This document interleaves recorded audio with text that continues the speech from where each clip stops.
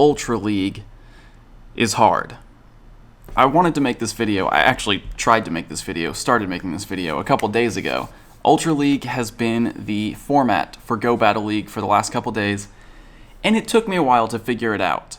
There are a lot of resources online, but the truth is, I kind of just had to go into it, get some battles under my belt, and really get a feel for it before I felt comfortable sharing any information with you, because what I used to prepare didn't quite prepare me for what was actually going on in Ultra League.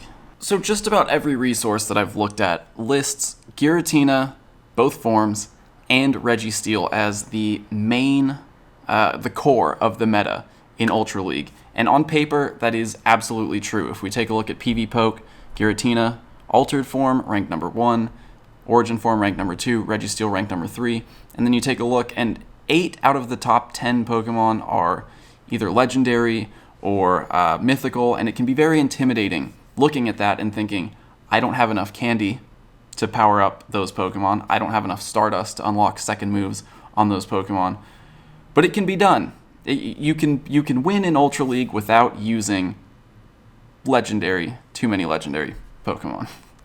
I am using one. We also have infographics like this one from Redditor Nesabethan, that shows Giratina and Registeel as the core of the meta, and the rest of the meta is built around that in terms of countering either Registeel or Giratina. And this is a great infographic. It can be very confusing, but this paints a pretty good picture of the supposed meta. We also have partial things down here, which I haven't seen too many of those, but what I found after, and look, so let me preface this by saying I'm rank 9. I'm currently rank 9 in Ultra League, 3,317 rating, so I would never try to give advice to someone in rank 10, someone who is ranked higher than me, someone who's better than me. So if you're in rank 10, some of this might not apply. Things might be a little bit different in rank 10, where you have like the most hardcore battlers. But from what I've seen from watching King's videos or Zionic's videos or any other rank 10 battlers, there is a lot of overlap between rank 10 and rank 9.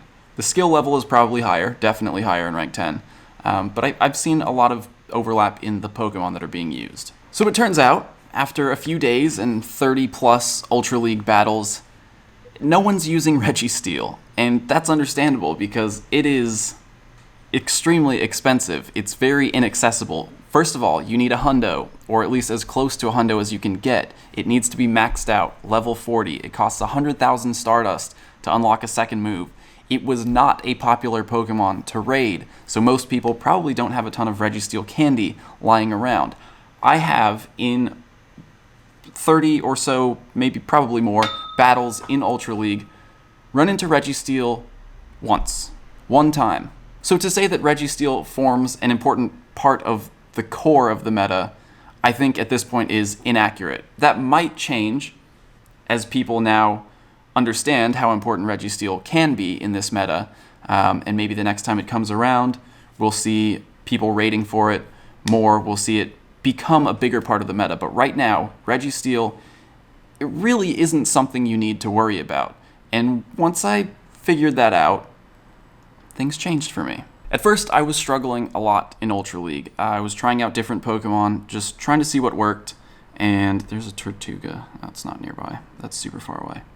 And I was having a hard time. Like I said, I didn't want to start making this video until I felt more comfortable. Well, I finally figured it out. I won 5 out of 5 in my last set, and 4 out of 5 before that, so I've won 9 in a row. I'm finally feeling good about Ultra League. I feel like I kind of understand what's going on here. So these are all the Pokemon that I identified as Ultra League Pokemon, or was testing, or was potentially planning on using. You can see Registeel down here. I do have a 98 and 121 candies, but I haven't bothered investing yet, and I'm doing okay without it. I was trying a few sort of fringe picks, things like Steelix, Kangaskhan, which have great uses in very specific matchups, but don't do well against like a wide range of Pokemon that you're going to see. So speaking of Pokemon that you're going to see, absolutely, yes, Giratina. I've seen tons of Giratina altered form. Not so much Origin, a few Origin, but mostly Giratina altered. And then by far, I think even more so than Giratina altered, the most common Pokemon that I've come up against in Ultra League is Swampert, and it's totally understandable. Swampert only costs 10,000 Stardust to unlock a second move. It's very, very strong in this meta. It has a lot of very good matchups. It's accessible. Everyone's got Hydro Cannon Swamperts after Community Day, so of course you're going to see that. Ultra League is restrictive, and on paper the meta is very different than in practice because people are restricted by the amount of Stardust they have, the amount of candy they have, the Pokemon that they have access to. Also very common, for me at least, has been Venusaur. Grass types in this meta really only serve to counter Swampert. That's kind of their main function. But with Swampert being so common, grass types are also common. I would say that the next most common Pokemon, maybe even more common than the grass types, in my experience, has been Togekiss or something using Charm. Either Togekiss or Clefable, but Togekiss is definitely the more common. Maybe because it only costs 10,000 Dust to unlock a second move on Togepi. Again, those Dust considerations really coming into play here in Ultra League. So having Pokemon that can beat Giratina, that can beat Swampert, that can beat Togekiss, that can beat grass types like Venusaur and sometimes Meganium, those I think are the most important Pokemon. And that's just for now. I think as people adjust to not needing to worry so much about Registeel, we'll see the meta shift even more. It'll evolve a little bit over the next week or so. And remember, Master League's coming up, and that's even more expensive. So don't go crazy with Dust. I spent almost $1 million on Ultra League, but hopefully I won't have to spend much more than that. But with that said, let's get into some battles. I'll show you my team and kind of talk you through some of the battles that I've had recently. Real quick, before the battles, I just want to hop in here and add a couple more Pokemon to the sort of most common list. Pokemon that I kind of left off last night, like it was late when I was recording. But definitely Snorlax. Snorlax is becoming very popular. It's another good counter to Giratina as a normal type. The normal types will just completely wall Origin form Giratina, who only carries Ghost type attacks. And then it's kind of a threat with Earthquake once shields are down. So you got to watch out for that. Snorlax. Another one that's becoming pretty popular is Lapras. Lapras has good matchups against a lot of these Pokemon that have sort of formed the actual meta, with Ice Shard and Ice Beam. So if you have any Lapras left over from Lapras Raid Day, if you traded any and got Lucky Lapras after Raid Day, those are going to be great candidates to use on your Ultra League team. Matches up well with the dragons, such as Giratina, Togekiss.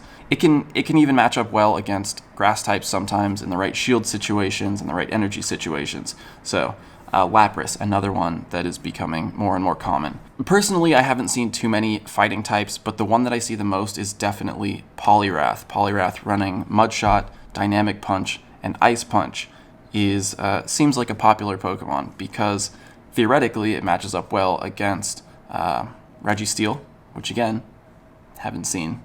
But it also has Ice Punch for coverage against grass types, against dragons like Giratina, so it's sort of another popular Pokemon that you might want to watch out for. And then of course a Pokemon that I'm using on my team, as you'll see in just a second, Alolan Muck. Alolan Muck is a great Giratina counter and just kind of shuts down Altered form completely, shuts down Origin form as well, so you have to be prepared for that. Alolan Muck as well, running Snarl, Dark Pulse, and then people flip back and forth between Sludge Wave and Gunk Shot. Personally, I'm running Gunk Shot, but another Pokemon to be prepared for. All right, now before we get to my team, just a quick look at a tool that I used to help build that team. I want to share a tool that I've been using a lot since Go Battle League released, and that's the Team Builder on PvPoke. If you go to Team Builder, you can, well, first of all, change to Ultra League because that's what we're talking about. You can choose 3 Pokemon. We're going to go with 3 because there's a Siren outside. And we're just going to pick, we're going to pick like the top 3 meta Pokemon. And maybe Swampert, actually. So you add your Pokemon. I'm going with just 3 because that's what we use in Go Battle League. And then you can click on Rate Team, and it'll show you how your team matches up against the Ultra League meta. And it's not entirely accurate. It's the top 20 ranked Pokemon, but these aren't the top 20 most common Pokemon, which is kind of the point of the video. The top ranked Pokemon aren't the Pokemon you're actually going to see the most. But it'll give you a good idea of how your team matches up. So you can see if you scroll down, a closed circle means that the Pokemon wins against your Pokemon. An open circle is a close win. The dash is a tie. Small x, close loss. Big X, it's a serious loss. So if you look, you can see it just gives you a quick overview of how you're going to do, how your Pokemon are going to perform against the meta. So to read it, you just read across. Giratina Altered, obviously, is a tie against my Giratina Altered. It has a close loss against Registeel. It has a close loss against Swampert. Giratina Origin would be a problem for my team because all of my Pokemon would lose to it. They'd be close losses, so they can be flipped by energy advantage or smart shield usage, but it shows you really quickly which Pokemon you're going to have trouble with. So for example, again, Swampert. Swampert would beat my Giratina, it would beat my Registeel, and of course tie against Swampert. It's the same Pokemon. So when you're thinking about building a team, before you start spending Stardust, my recommendation is to at least build your team here on the PvPoke team builder, get a quick rating, and see how your matchups are against some of these more common Pokemon. Things like Alolan Muck, Swampert, the Giratinas, Venusaur, and then definitely check on other Pokemon that are going to be common, like Snorlax and Togekiss. And of course, to do that, you can just go into the straight up battle simulator and see how each of your Pokemon perform against those common Pokemon. So the team that I've been using, that I've found success with finally, is built around that sort of the meta that I've encountered, which is Giratina Altered form, Swampert, grass types, those Pokemon being sort of the core of what I've run into. I'm leading with Articuno, and I've got to give a big shout out to King. He put out a video earlier today on Articuno being a great lead, and I was sold. Luckily, I had a lucky Articuno. It's not great IVs by any means, but lucky shiny Articuno saved me a little bit of dust. I'm also using Alolan Muck. Alolan Muck is a great counter to Giratina Altered and also Giratina Origin. You'll see that in some of the battles coming up. And then, of course, Swampert. Swampert it really is just a very good Pokemon in Ultra League. And, if you can't beat them, join them. Plus, my whole team's shiny, so bonus points for that, right? All right, I just want to take a quick look at a few battles, a few different scenarios and situations, and just kind of walk you through how I've been playing this team and how I've been approaching Ultra League. We're going to speed these up, by the way. Articuno, again, great lead. Here's a situation where I was kind of caught off guard. Lucario is not a good matchup. I was going for the switch. He got the power-up punch. I decided to shoot one Icy Wind over before switching to Swampert here. Also got a little bit of charging in on Articuno because I knew it would be useful later. Don't need to shield power-up punches. Hit back with the Hydro Cannons. He shields. That's 2 shields down. And then this one should finish it off. Swampert versus Swampert. I was able to get a Hydro Cannon. I'm not sure if he was just trying to farm me down there rather than waste his energy. So I go with Muck here, and I shield because I know he has a lot of energy. I think maybe it's going to be Earthquake. So I use my shield. It was Hydro Cannon, but that's okay. I got the KO anyway. No Earthquake. Snorlax is another common Pokemon that I've been running into a lot, but here I make a great play, switching just before the Earthquake comes out. I was expecting it, and I switch and take almost no damage on Articuno. I'm able to just Icy Wind, just drop this Snorlax's attack so that it can't do anything back to me, and it's GG. Good game there.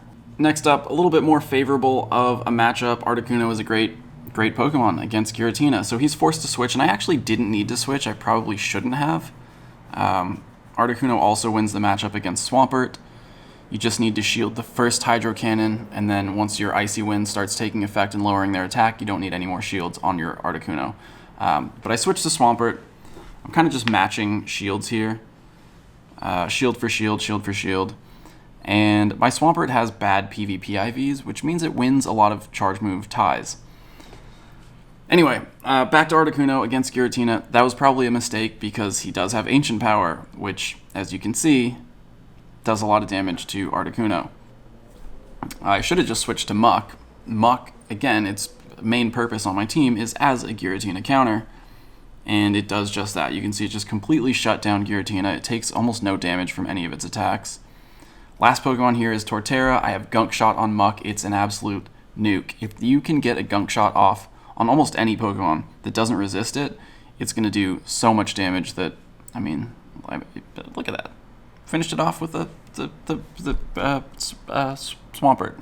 Next battle, here's a very, very common scenario. It's a Swampert lead against my Articuno, so here's how you play it out. You shield the first Hydro Cannon, because that's the one that's going to do the most damage. You start using Icy Wind and lowering the Swampert's attack. You don't need to shield anymore. He switches right before I use the Icy Wind, but now he's stuck with a Typhlosion with lowered attack against my Swampert. Why do I keep forgetting that name?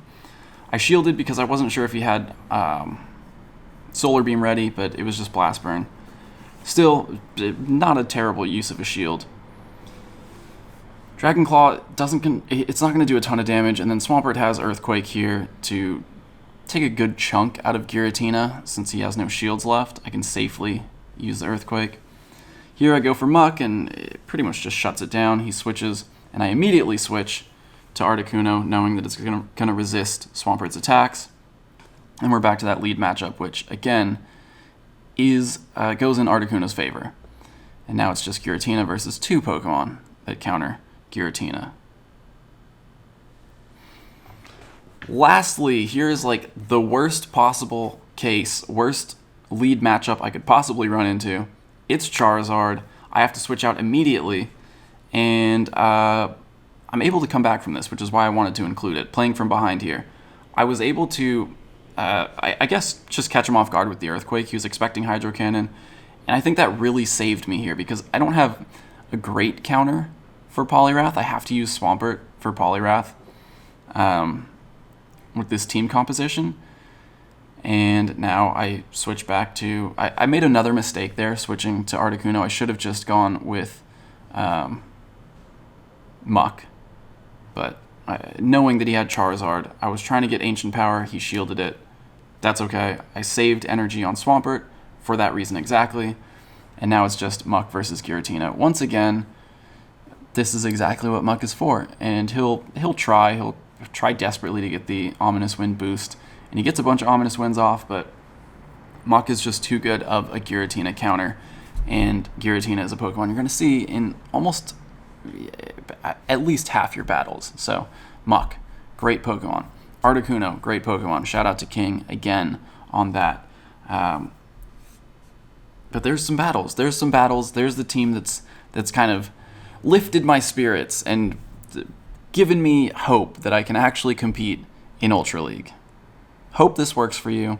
You don't have to use that exact team, but all I'm saying is, but I think the main point of the video today is that you don't need to go strictly by rankings and tier lists in Ultra League, because the way it works out, you're going to see a lot less legendary Pokemon than a tier list or a ranking list would have you believe.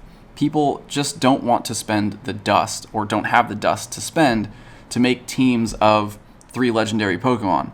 Giratina is pretty accessible. You don't have to power it up a ton to get to 2500. Registeel, where is it? I don't know. No one can afford it. I haven't seen a single other Regi, Rock or Ice. Armored Mewtwo, haven't seen that either. Cresselia, maybe 1 or 2. So Ultra League, even though it looks like a legendary league, is actually dominated by Pokemon like Swampert, Venusaur, Charizard, all the Community Day starters. And then you have Pokemon like Alolan Muck, like Snorlax, like Poliwrath that are going to make occasional appearances as well. So hopefully that gives you a better idea of what Pokemon you need to be prepared for. Not so much Registeel, but definitely the others. All right, good luck out there in Ultra League. We'll be back for Master League sooner rather than later, and that'll be a whole new adventure. hope you're enjoying Go Battle League, because now that I've found a team that works, I'm enjoying Ultra League. Bye.